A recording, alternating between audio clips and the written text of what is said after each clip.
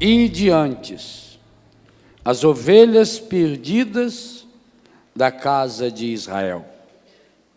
Essa é a grande palavra de ordem desse acampamento.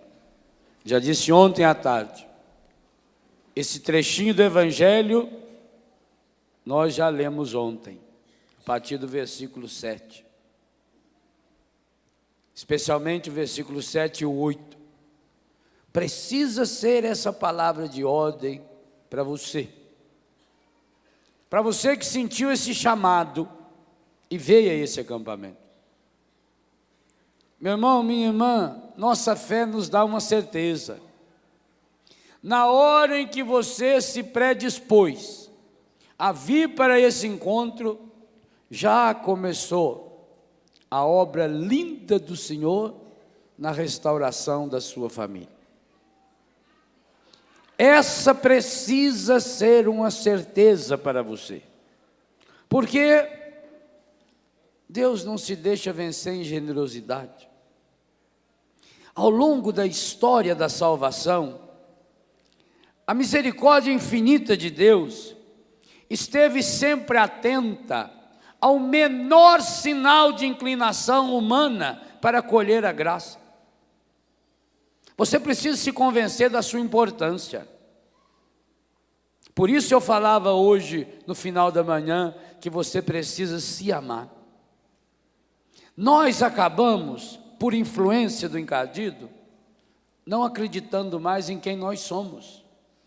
Porque fomos buscar o nosso valor em coisas que estão fora de nós, no ter, no poder, no prazer, na gaiola, na escada, na balança, no espelho. Acabamos nos convencendo que o nosso valor está naquilo que temos ou que fazemos, ou no valor que as pessoas nos atribuíram. Não, você precisa acreditar quem você é. E essa é a verdade mais linda da Sagrada Escritura. Porque precisamos convencer de uma coisa: o inferno inteirinho, com todos os seus demônios, não pode levantar essa folha de papel do chão. Eu desafio todos os demônios que existem no mundo a tomar essa folha da minha mão. Ele não pode. Para levantar essa folha de papel do chão e trazer aqui, precisa da minha mão ou da mão de alguém. Pois essa impotência do mal, Deus quis também compartilhá-la. Que coisa espetacular. Deus jamais age na história a não ser através do ser humano. E que coisa linda, age de modo humano. Por isso, ao longo da história da salvação, Deus foi se revelando e se doando conforme ia encontrando homens e mulheres, em alguns casos também casais. Portanto, o marido e a mulher que abriram-lhe o coração para acolher a graça. Observe que coisa linda na história do povo de Israel, o papel de casais.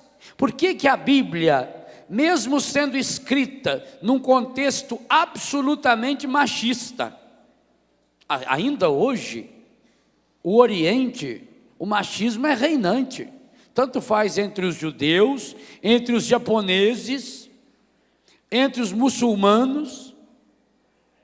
No Japão você dificilmente enxergará um homem caminhando com uma mulher na rua. A mulher anda atrás, ele vai na frente. Quando você vê o casal de japonês caminhando junto, pode saber, é imigrante. Em Israel, o judeu ortodoxo reza diariamente: eu te louvo, Javé, porque nasci judeu, te louvo porque não nasci mulher. Isso é a oração diária de um judeu ortodoxo. Os muçulmanos, a gente vê na televisão, e nós que já estivemos lá em países muçulmanos vimos, as mulheres andam completamente tapadas, não internamente, como aqui também tem esse caso, não, é tapada por fora, que só aparece aquela redezinha assim nos olhos. A Bíblia sendo escrita num contexto machista, portanto. A Bíblia começou a ser escrita como nós a conhecemos há mais ou menos 2000 anos. Porque a Bíblia levou mais ou menos 1000 anos para ser escrita. Desde Gênesis 12 até o Apocalipse de São João, o último livro. Então levou mais ou menos 1000 anos para ser escrita. Portanto, começou a ser escrita mais ou menos 3000 anos atrás. A história de Moisés é mais ou menos há 3500 anos atrás. Num contexto machista, com toda essa deficiência cultural. Por que a Bíblia não tem medo de destacar a importância de casais ao longo da história da salvação? A começar de Adão e Eva. Abraão e Sara. Nunca fala só de Abraão. É Abraão e Sara. É Jacó e Raquel. É Isaac e Rebeca. É Sara e Tobias. É o sogro de Tobias. Como era o nome dele? Eu esqueci. É um nome horroroso lá. Não, Labão é o outro sogro lá, esse Deus do livro guarde, um homem que tem esse é o sogro de Jacó, né? Enganou o coitado do Jacó. Ele trabalhou 7 anos para casar com a Lia, com a Raquel, e aí fazia o casamento de noite na tenda, a mulher com aquele pano na cara. Ele consumou o casamento no dia seguinte, quando tirou o pano, quase morreu. Era o tribufu da mais velha, a Lia. Por isso que hoje as noivas vão com o véu para trás, para não ter perigo. Que às vezes tem esse caso, o pai tem uma filha lá do Amém, né? Meio encaiada, que não vai para frente e troca. Labão fez isso. O sogro de Tobias é Raguel e Edna. Então, quantos casais? Davi e Betsabé, que foi a mãe de Salomão. A Bíblia não tem medo. Inclusive, não tem medo de ensinar os profetas a descobrir o plano de Deus na infidelidade conjugal. Oséias, por exemplo, Oséias passou uma experiência medonha. A experiência mais dolorosa para um homem. Oséias levou um par de chifre. Ezequiel também. Oséias está no capítulo 3. Ezequiel no capítulo 16. Ezequiel é dureza. Porque o Ezequiel tinha casado com uma prostituta. Cuidou dela. Purificou-a. Deixou ela bonita e casou. Um belo dia chegou em casa, ela tinha voltado à vida antiga. E o que Deus disse para ele? Ama a esposa adúltera. Então, até o adultério. Observe, a Bíblia inteira. Depois, olha o papel espetacular, por exemplo, no início da vida de Jesus, aquilo que vai preparar Jesus, São João Batista. Mas a Bíblia faz questão de mostrar os pais de João Batista, Santa Isabel, Zacarias. Olha a importância de José e Maria. A história da salvação é feita de homens e de mulheres, de casais que tiveram a coragem do impossível. Pensa bem, foi difícil para Abraão sair da sua terra? Foi, mas a sua esposa tinha ido junto. Foi difícil para Sara. Como é que Sara teve que ir descobrindo o plano de Deus na sua vida, na sua esterilidade? Quanto Sara foi uma mulher de fé. Séfora, a mulher de Moisés, que nas horas mais difíceis precisou obedecer ao marido e ir com seus filhos para a casa de Jetro, o sogro, mesmo correndo o risco que de fato aconteceu, que o Moisés acabou se envolvendo com outra mulher. É história de perdão, é história de renúncia. Homens e mulheres É a história de decisão, decisão feita Maria e José. Quando Deus vem para Maria, para entrar na vida de Maria, para que ela fosse mãe, ela não foi perguntar para José, ela era livre. Mas também quando o anjo disse para José, toma o menino e sua mãe e vai para o Egito, ele não foi perguntar para Maria, ele tomou a decisão. Que liberdade maravilhosa desse casal. É o casal que se une na hora das dificuldades.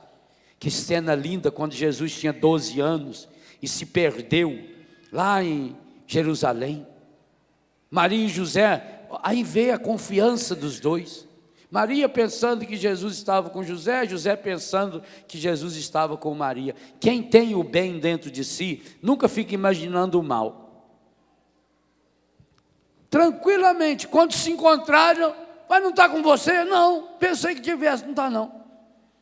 Voltaram o casal, 3 dias. Vocês imaginam a angústia no coração de Maria e de José? Jerusalém era uma cidade imensa. Jesus era um menininho do interior, um rapazinho de 12 anos de idade, da roça de Nazaré.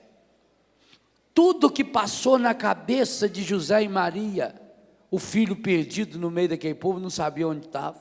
Mas onde é que foram procurá-lo? No templo. Eu fico apaixonado. Quando seu filho não chega na hora, a senhora fica imaginando que ele está na igreja? Claro, não educa para isso, vai querer o quê?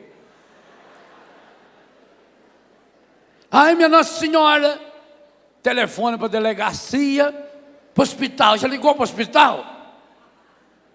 Liga para a polícia. Ai, minha Nossa, o que será que aconteceu? Eu sou apaixonado de ver Maria e José chegam em Jerusalém, vão direto para onde? Ah, se a senhora e o senhor pudessem dar uma educação para o seu filho assim, que um dia que ele se perdesse, dizer para ele, meu filho, aqui está o referencial. E eu até acredito que Jesus tenha se perdido na saída. Ele se perdeu do grupo e ficou imaginando, meu pai com a minha mãe vem me buscar. Aonde que eles vão me procurar? Por quê? Porque diz São Lucas que era costume deles ir todos os anos na festa em Jerusalém. E Jesus jamais foi pego num boteco, numa rua escura. Todas as vezes ele ia e ficava com o pai e a mãe, aonde? No templo. Então Jesus, que de burro não tinha absolutamente nada, voltou e foi para o templo. Não penso que era plano dele, eu vou ficar aqui no... Porque vocês acham que se fosse plano de Jesus ficar em Jerusalém, ele não ia avisar o pai e a mãe? É claro que iria avisar. Jesus ficou em Jerusalém perdido. São Lucas deixa isso muito claro.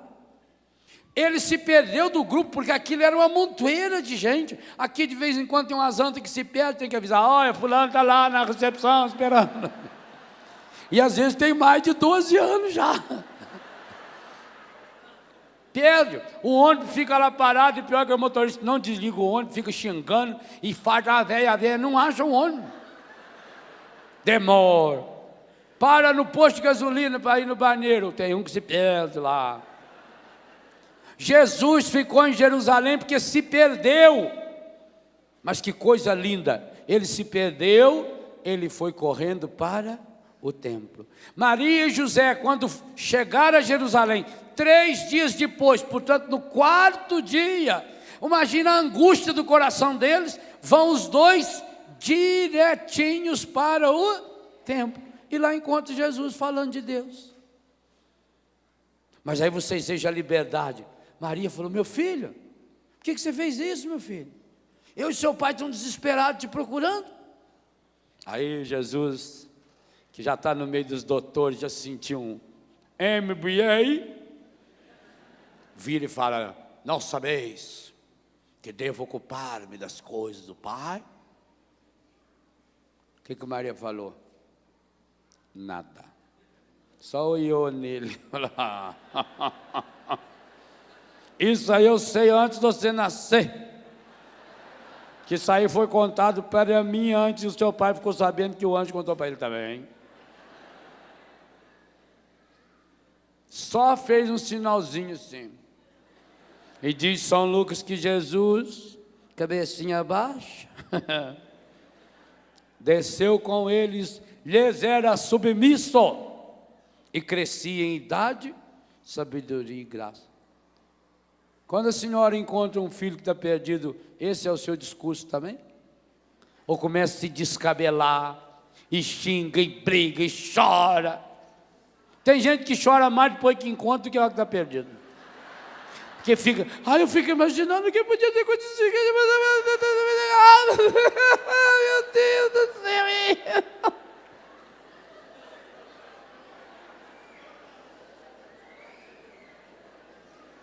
Ou se não, eu fico imaginando essa cena com o senhor e a senhora, vocês se encontrando depois de um dia e tanto de caminhada.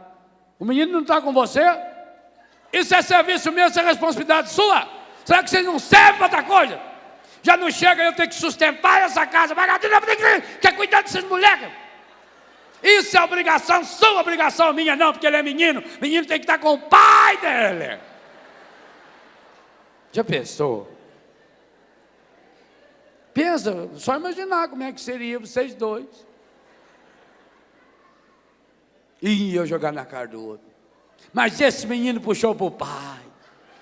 Não esquece a cabeça porque está preso no pescoço só. Saía o pai dele, o avô, cuspido, escarradão.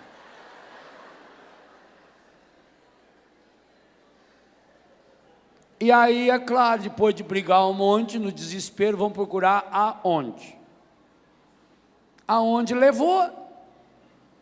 Maria e José, primeiro que não discute, porque a discussão deles não tinha o poder de trazer Jesus ali para o meio dos dois. Você precisa se convencer disso. A sua discussão não tem poder de consertar o que está estragado. É a mesma coisa, os dois sujeitos batem o carro e ficam discutindo. Mas vai adiantar o quê? O carro já está batido. Então, um velhinho lá do Biguá, que ele tinha uma Toyota daquela antiga, ele fazia pinga. Uma vez lá e bateu um rapaz, ele bateu no rapaz com uma BMW zerinho. Nossa, o rapaz saiu feito louco. Ele falou, Carma, que é isso? Você é bobo, né? Na vida não é assim não. Não é assim que se resolve os problemas não, com calma. Vamos conversar, espera aí. Foi lá no Jeep, pegou uma garrafa de cachaça, falou, isso aqui é a fabricação da minha fazenda. Toma um golinho para você calmar, você está muito nervoso. Aí o cara foi e tomou um gole. Carmou, não carmei não. Toma mais um golinho, filho. Vocês são muito novo é no ímpeto. Agora só porque eu sem ver aí, eu entrei com a minha Toyotinha aí nesse carro, não sei como é que a gente nem que chama isso, ó. Só porque deformou a frente todinho do céu. Que é isso, rapaz? Toma um golinho. Os problemas não é assim, não. Não precisa se agitar. Tá mais calmo? Não estou, não. Então bebe mais. Olha que ele tomou um meio litro. Tá mais calmo? Tô. Então, agora, vão sentar aqui, esperar a polícia chegar e fazer o exame do bafômetro.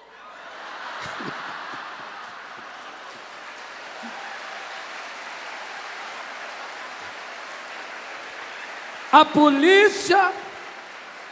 polícia que vai dizer quem está errado. Não vou falar nada.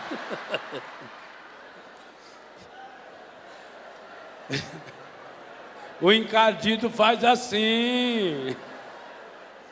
Então, a pessoa na hora do desespero, quando ela começa a gritar, a berrar, ela não sabe, gente. O encardido é igualzinho esse velhinho. Ele vai te dando combustível para a sua derrota.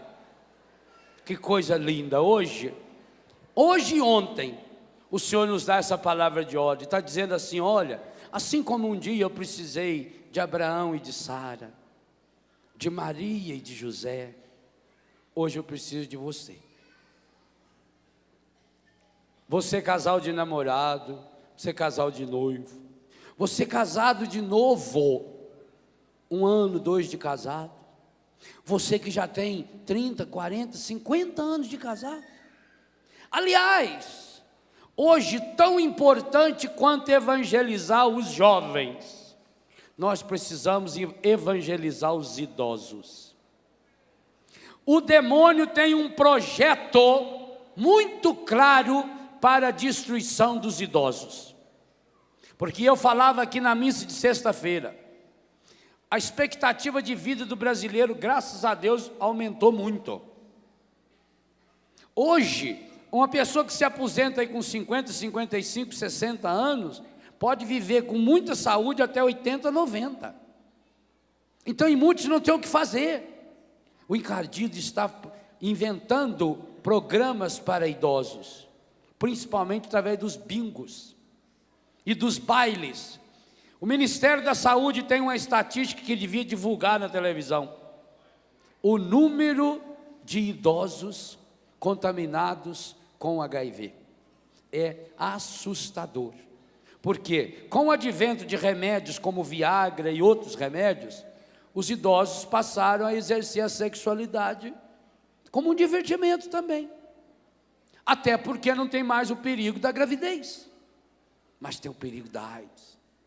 Idosos que perderam o sentido da sua vida, casais idosos, gente, que depois da aposentadoria começaram a pensar em se abandonar, em desquite e em divórcio, porque não se suportam mais. Então, também vocês idosos, como Deus na Bíblia chamou quantos idosos? Abraão e Sara, por exemplo. Zacarias e Isabel, outro exemplo de gente idosa, mas de gente que se manteve fiel em Deus, feito Simeão, feito Ana, com 84 anos de idade, estava firme todos os dias no templo. Então nós precisamos de casais de namorados, casais de noivos, casais recém-casados, casais com filhos pequenos. Os casais com filhos pequenos precisam se unir para se ajudar, como orientar os filhos. Os casais hoje estão perdidos. Por quê? E eu trato desse tema aqui no livro Família Restaurada. Deixa eu mostrar aqui na televisão, que nós vendemos mais um pouco aqui, ó. Já que largaram aqui, né? Aproveita aqui, ó, dá um close aí, ó. Você põe assim do lado, Davi, telefone 3186-2600. Que aí já, né? Para quem está em casa. Então, nós precisamos, e eu trato aqui, ensinar a questão do limite na educação dos filhos. Hoje os casais estão perdidos, porque muitos acham que tem que ser igual o filho. O Padre Zezinho tem um artigo fabuloso, aonde ele fala do placar ideal na educação dos filhos. Então, ele usa a terminologia matemática, 10, de 0 a 10. Então ele diz assim, quando uma criança nasce, é 10 a 0 para os pais. A criança tem gosto, a criança não tem vontade, o pai tem que fazer tudo. Tem que trocar a fralda, tem que dar comida, tem que botar na cama, tirar na cama, carregar no colo. Então, 10, criança, 0. Quando a criança começa a andar, ela já começa a ter vontade, ela pede para ir no banheiro, ela pede comida, ela fala que está com sono, ela chora. 9 a 1. A maior parte da responsabilidade é do pai, da mãe. Quando a criança começa a ir já na primeira infância, portanto, já escolhe a roupinha que quer vestir, já escolhe a comida. 8 a 2. Está aumentando a responsabilidade, está aumentando a liberdade da criança. O pai está aumentando o limite da criança. Se antes era 0, agora você já tem 2. A criança agora já está na fase escolar, 7 a 3. Já pode escolher a roupa que quer, já tem que ter uma responsabilidade. Como eu vejo lá em casa as crianças, chega da escola, almoça, vai fazer tarefa. As mães, os consagrados responsáveis, estou construindo agora lá um SEJU, um centro educacional, para que essas crianças possam estudar à tarde. Eu tenho mais de 30 crianças hoje que moram lá em casa. Então o pai tem que estar ali. Depois libera a criança para sair para brincar. 7 a 3. E quando fica adolescente, jovem, adulto, 6 a 4. E acabou nunca poderá ser 5-5. Nunca. Você não tem que ser o melhor amigo do seu filho. Você tem que ser pai dele. Você não tem que ser a melhor amiga da sua filha. A melhor amiga ela vai ter na escola, no trabalho. Você tem que ser mãe. Não, e eu falo independente aqui. Independente da idade. Independente da cultura. Porque tem filho que fica muito mais culto que o pai. Eu estudei muito mais que meu pai e minha mãe. Mas lá em casa tem que ser 6-4. Eu que sou padre, lá em casa quem toma a benção sou eu. Não é minha mãe. Lá em casa eu sou filho, é 6-4. A casa é dela. É ela que manda, é ela que tem que pôr ordem. 6-4. Independente. A mãe do presidente da república, quando ele vai na casa dela, é 6-4. Ele pode mandar no país, mas lá na casa dela, ela é a mãe, e ele que tem que tomar a bênção. Pois o Papa Leão XIII fez isso com a mãe dele. Quando a mãe dele estava entrando, e ele, para quebrar o crime, falou: ô mãe, eu sou Papa, mãe. Beija o meu anel, mãe. Ela falou: primeiro você beija o meu. Se eu não tivesse sido fiel a essa aliança, você não estava com esse anel no dedo. Leão XIII, Papa. Então é 6-4 no máximo. Limites. Essa palavra precisa voltar, meus queridos pais. Essa palavra precisa voltar com urgência, porque hoje tem filho que acha que faz o que quer. Hoje tem casa que é 10-0 para o filho. Inclusive algumas crianças que os pais deixam fazer o que bem entende, principalmente na igreja, que corre para um lado, corre para o outro, come batata frita e perturba, à vontade de coxar um beliscão. Não tem limite, não tem respeito, não tem educação. Criança tem que ser 8-2. O pai, e não precisa ser violento, não deve. Violência física é uma bobagem. Mas segurar firme no braço e falar: senta aqui, seu cachorrinho. Só mãe pode chamar filho de cachorro, mas mãe pode. Senta aqui. O pai ainda tem que ter aquela firmeza de uma palavra: não. Os pais precisam voltar a aprender a falar não. O não é pedagógico. A criança muitas vezes pede, não é porque ela quer, não é por necessidade, é para testar os pais. Tem criança que faz birra, é para testar o pai e a mãe. E quando vê que o pai e a mãe se desesperam, porque o pai começa a berrar, a mãe começa a berrar, a criança percebeu: consegui tirar o meu pai do equilíbrio. Fez birra, está com dor, leva no médico. Não está com dor, arruma um quartinho, uma despensa, onde não tenha nada para se machucar, fecha lá dentro e diz: quando parar de chorar, chama a mamãe. Ninguém dá show se não tem plateia. Criança que faz, não tem coisa mais medonha do que uma criança birrenta. Mas criança faz birra criança tem que ser educada no berço. A primeiro choramingo, já vem alguém, pega no colo, ela acostuma. Ah, mas é o tio, então quero ver se você fica lá depois. A hora que a criança estiver com 26 quilos, eu quero ver ele aguentar no braço. Porque só sabe comer. Tá ficando aquele bilanhãozinho lá assim. E a mãe tem que ficar... Principalmente na igreja. Não, tem que ter limite, tem que ter ordem, tem que ter disciplina. O que falta para muito jovem, para muita criança é disciplina. Quantos pais pagam escola caro para o filho? As mensalidades escolares são um absurdo. Mas não vê se o filho está estudando ou não está. Não olha se faz ou se não faz tarefa. Não comparece numa reunião de diretoria de escola, nada. Aí no final do ano, a criança reprova. E não é por deficiência, é por falta de disciplina. E é para isso que o Senhor está chamando vocês também.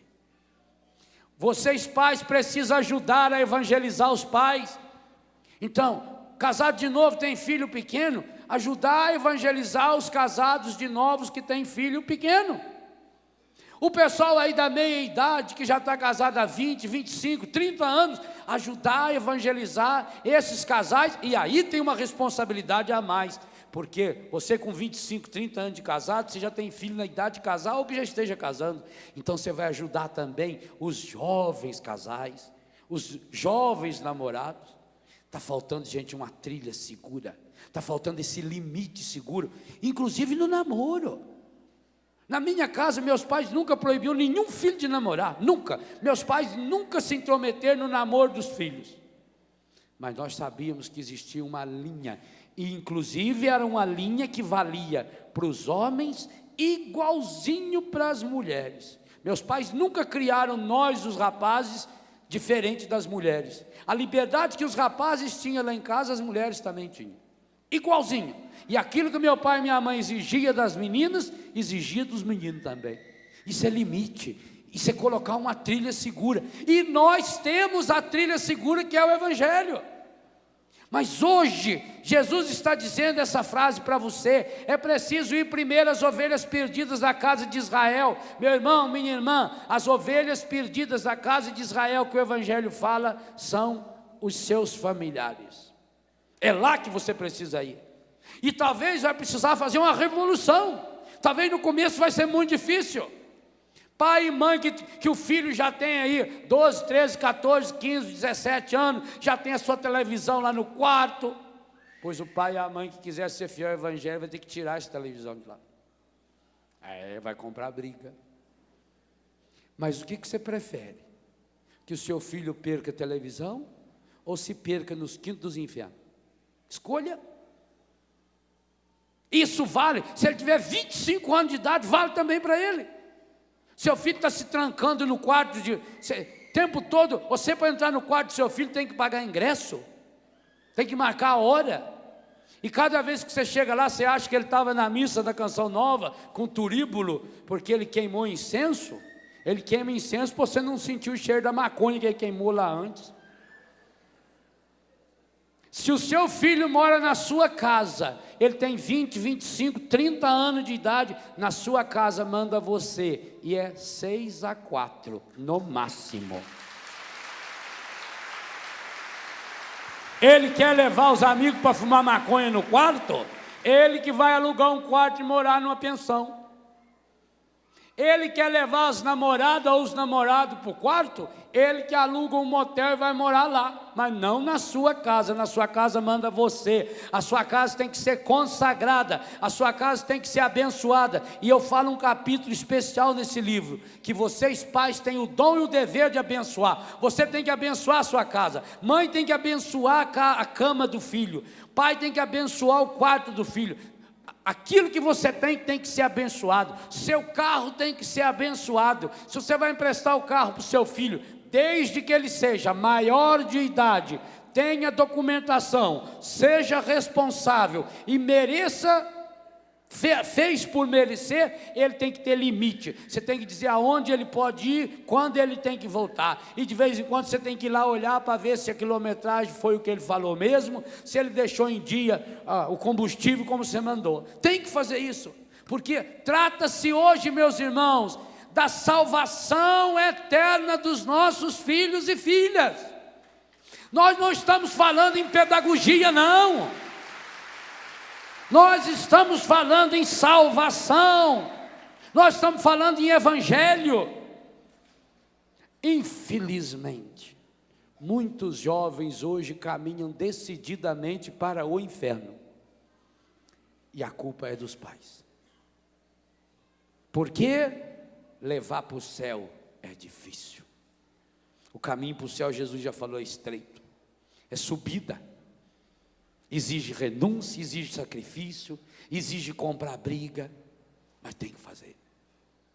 E não é esperar, que pena que eu não fiz. Não, você vai ter que fazer. E se você não fez com os filhos, vai começar a fazer com seus netos. Porque qual é avô que quer que o neto vá para o inferno? E ele vai. Se continuar desse jeito, criança faz o que quer, come o que quer, na hora que quer, do jeito que quer. Joga comida fora, faz birra, vira para lá, vira para cá. Todo mundo acha bonitinho. Ai, coisa linda. Aliás, tem aí os 10 mandamentos para transformar o seu filho num marginal. Está logo no final do livro aqui. Estou ensinando vocês, olha bem. 10 maneiras de estragar o filho. Página 170. Dar tudo o que eles querem. Tudo que o filho pediu, dá. Acha graça quando diz palavrão. Ai, que belezinha. Fala de novo, dá puta, fala. Ai, que lindo. Não é bonitinho o jeito que ele fala? Ele não fala filho, dá e fala assim, dá puta. Ai, que lindo. Acha bonitinho, né? Nunca dá orientação religiosa. Não, meu filho não precisa ir na igreja, não precisa de catequese. Quando ele ficar adulto, ele vai escolher a religião dele. Ótimo. Por que não deixou também ele escolher o nome depois de adulto? Por que não deixou escolher se queria ir na escola também depois de adulto? Por que não queria deixar escolher se ia andar de roupa depois de adulto? Deixa tudo depois de adulto. Não dê formação religiosa para o seu filho, logo ele é um marginal. Junta o que eles deixam jogado e desarrumado. Sai catando. Olha, se a criança teve mão para jogar no chão, não tem mão para catar? Oh. Até cachorro aprende. Meus cachorrinhos estão aprendendo aonde fazer xixi. Vocês não viram o que eles fizeram aqui hoje? Não fizeram. Eles sabem que não. Lá em casa também, eles dormem lá dentro do meu quarto. Limpinho. Às vezes eles ficam loucos na porta. Cruza a perna. Aí eu abro a porta. Ah, que festa. Acho um toquinho. Belezinha. Acho uma moitinha, senta. Ainda fica olhando na gente com aquela carinha assim. Criança aprende porque... Cachorro aprende porque criança não vai aprender. Criança e criação é a mesma palavra. Educa. Se a criança tem força para jogar no chão, tem força para catar. Quinto, discuta e briga na presença deles. Meus pais viveram 52 anos de casados. Hoje papai está no céu. Nunca, nenhum de nós filhos ouvimos uma discussão dos meus pais. Nunca. Se eles discutiram, nós não sabemos. Vocês não estão bem? No quarto resolvam. Fala baixo. Aliás, por que o marido sentado na cabeceira da mesa, a mulher do outro lado da mesa, eles começam a brigar, por que eles começam a falar alto? Vocês estão tão pertinho um do outro. E berra. E mete soco na mesa e quebra tudo. E grita. Para que você precisa gritar se está perto? A gente grita com quem está lá. Ô, você lá na saída, pega lá para mim, por favor. Você vai pescar hoje? Não, hoje eu vou pescar. Eu pensei que você ia pescar. Aí você pode gritar. Mas com gente perto, para que eu preciso gritar? Sabe por que marido e mulher, quando briga, grita? Mesmo estando fisicamente perto? Porque o coração está longe. Quando o coração está longe, precisa berrar. Quando o coração está perto, você não precisa falar, gritar. Aliás, quando o coração está perto, você fala sussurrado. Querida, amor. Não precisa nem falar, você faz gesto. Abraço. Igual hoje de manhã. Hein? Ela o envolveu no Charlie Rose. 30 anos. Hein? Esse Charlie Rose será inesquecível. Quando o coração está perto, não precisa nem falar. Oh, encosta aqui. Encosta sua cabecinha no meu ombro e chora. Coisa boa, não é? Mas quando o coração está longe, você pode estar fisicamente perto, tem que berrar. Não grita, não grita. Não grita com seus filhos. E por favor, não briga na frente deles. Se vocês, Deus o livre e guarde, precisar brigar, vai longe. Lá briga, só os dois. criança que escuta a briga dos pais. 6, abarrotá-los de brinquedo, dinheiro, mimos e superproteção. Eu tenho tanta pena quando eu vejo um pai ou uma mãe mostrar os brinquedos do filho, que tem que ter um quarto só para guardar. Quem tem muito não valoriza nenhum. Eu me lembro que minhas duas irmãs, a Célia e a Aziza, uma vez ganharam de uma tia nossa uma boneca. Era uma para as duas. Cada hora era uma que brincava. Quantos anos aquela boneca ficou lá em casa? Cuidava. O meu caminhãozinho, quando eu ganhei na Aparecida do Norte, canivetinho, quantos anos? Só tinha um. Valoriza. Agora criança, aqueles brinquedos caríssimo. Pior é o brinquedo que brinca sozinho. É o brinquedo que brinca para a criança. A criança liga o carrinho, aí vira um monstro, devagarzinho. E a criança fica lá sozinha.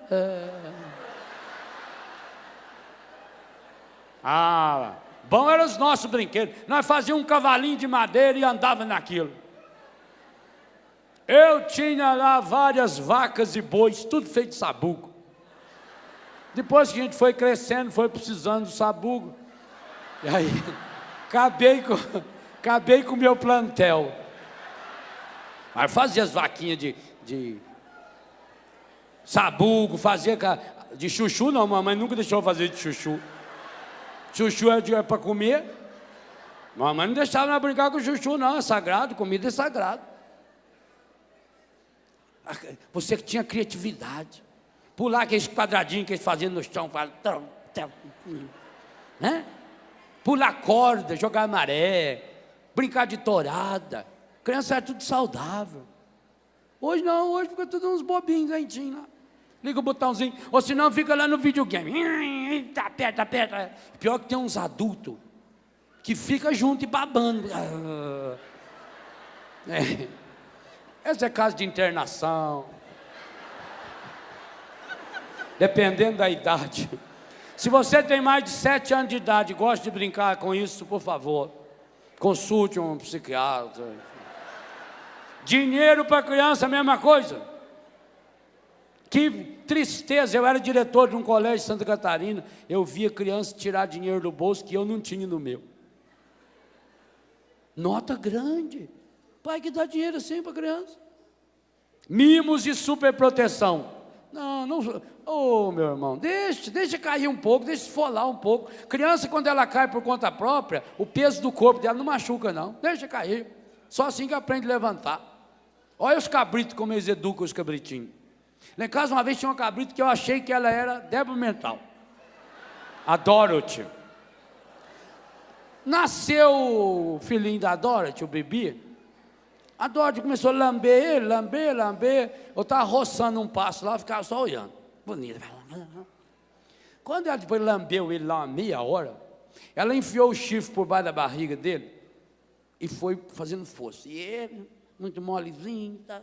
Aí, na hora que ele ficou em pezinho, ela virou do outro lado, morro abaixo, meteu uma cabeçada nele. Ele caiu.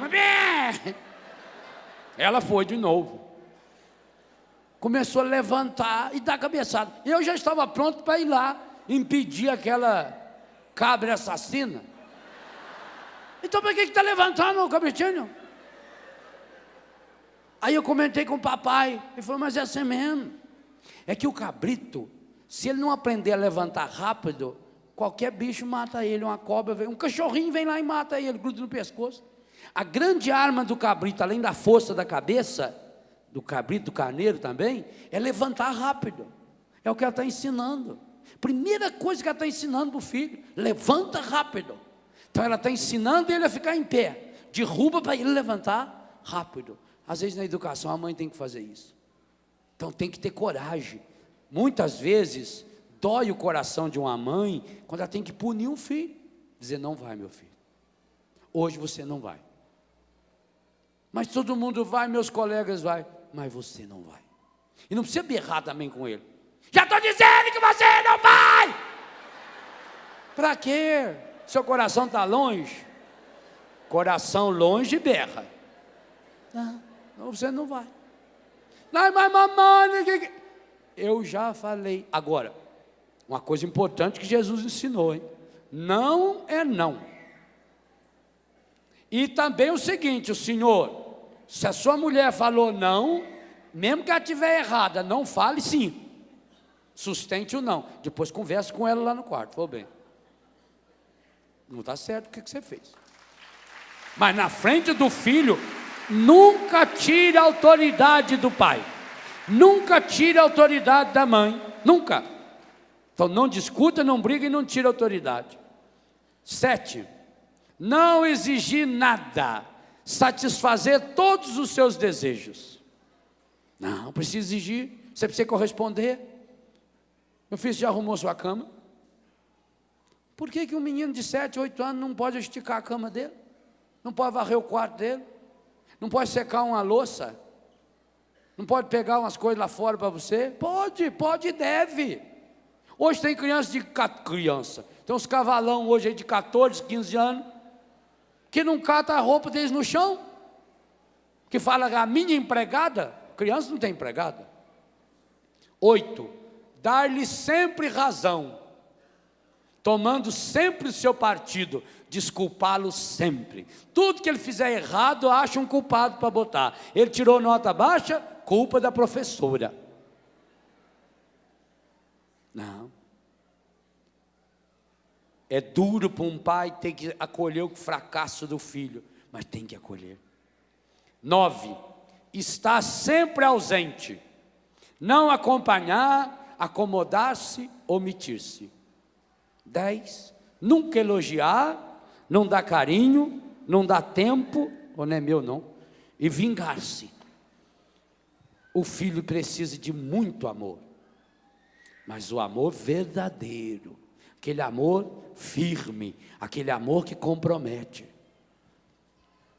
Queridos e queridas, vamos pedir ao Senhor que de fato venha ao encontro de cada um de vocês, de cada um de nós, que temos a missão de educar. Vocês têm a paternidade, mas nós participamos da paternidade na missão de educar. Nós somos educadores.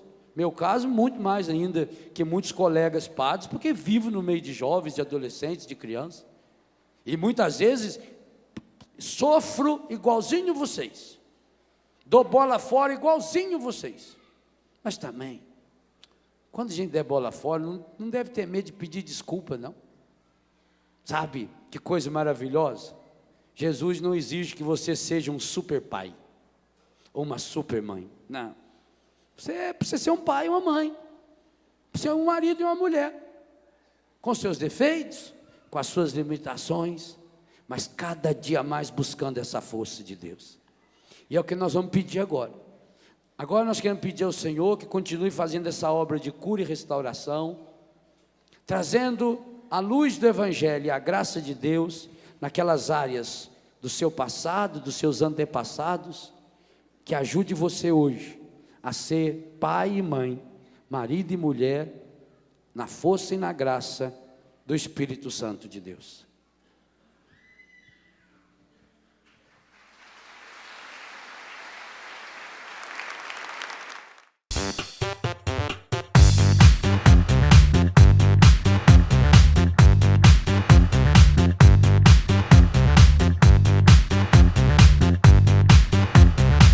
cançãonovaplay.com. Assine já!